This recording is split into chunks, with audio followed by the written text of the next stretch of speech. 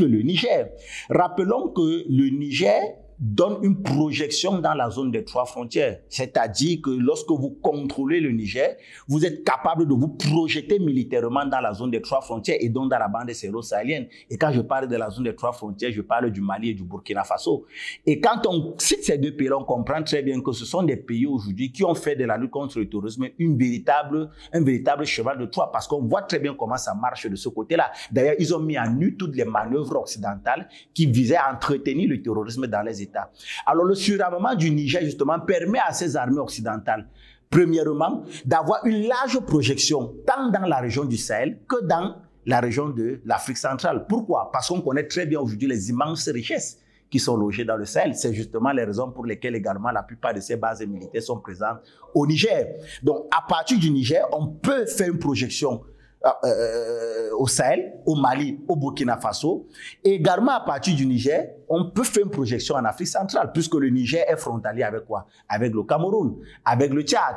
La preuve, le Niger aux côtés du Cameroun, du Tchad et du Nigeria sont dans la FMM, la force multinationale mixte, placée sous le commandement de la CBLT, la Commission du bassin du lac Tchad, pour lutter contre Boko Haram. Donc le Niger aujourd'hui a une position stratégique parce qu'elle permet une projection dans non seulement le Sahel et dans la région ouest africaine, mais également en Afrique centrale, au Cameroun et dans d'autres pays.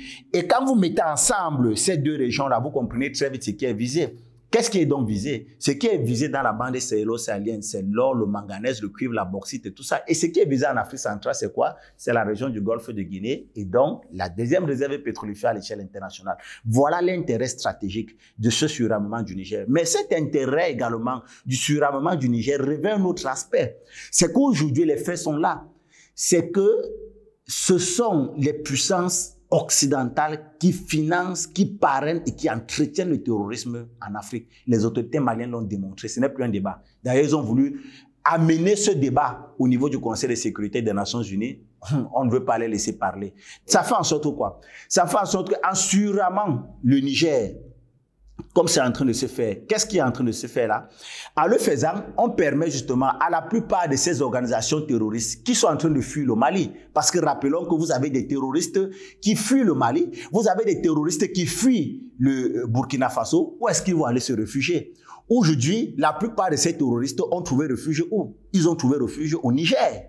Et donc, quand on sait très bien que ces armées occidentales-là vont leur donner le renseignement nécessaire, vont leur donner la logistique nécessaire, vont leur donner les moyens financiers nécessaires, vont leur donner les armements nécessaires pour continuer à provoquer et attaquer les autres pays, savoir le Mali, le Burkina Faso et les autres pays de la bande ouest africaine, cela va continuer justement à faire du terrorisme un motif de la présence de ces forces étrangères sur le sol africain. Donc l'intérêt de surarmer le Niger va permettre à ce que on n'arrive pas, ou alors les armées de ces pays-là n'arrivent pas véritablement à en découdre avec les organisations terroristes sans lesquelles les forces étrangères ne peuvent pas justifier leur présence sur le sol africain. Et donc, il faut qu'elles soient là.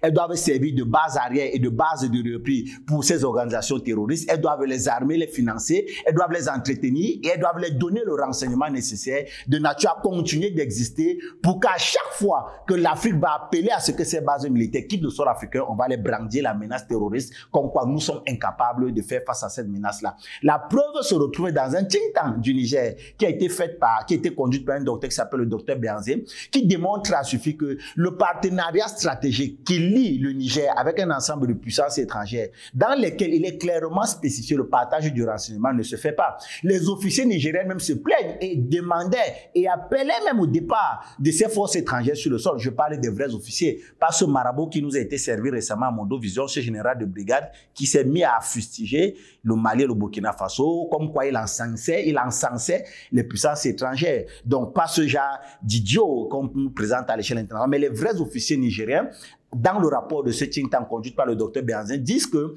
lorsqu'ils sont en mission d'opération sur le terrain, ils ont comme l'impression que l'ennemi parfois les attend. L'ennemi maîtrise leur position, mais que l'ennemi a l'information qu'eux ils n'ont pas. Et pourtant, au Niger, vous avez 4 bases de l'armée française, vous avez 5 bases de l'armée américaine qui ont des drones, qui en permanence quadrillent l'espace aérien de la bande sahélo-sahélienne, mais qui n'ont jamais vu les terroristes attaquer. Donc, en surarmant le Niger, ils permettent au Niger d'être un point de repli stratégique pour non seulement seulement avoir une projection en Afrique de l'Ouest comme en Afrique centrale, mais justement de permettre au Niger d'être une base de repli, une base arrière pour les organisations terroristes qui fuient le Mali, qui fuient le Burkina Faso, qui vont se réfugier là-bas et qui vont continuer à mener des opérations contre ces pays-là, qui vont justement, dans le discours occidental, justifier leur présence, justifier la présence de leur base militaire sur le sol africain. Voilà l'intérêt stratégique que représente le Niger aujourd'hui dans ce qu'on peut dire, ce complot international qui met en avant le terrorisme en Afrique.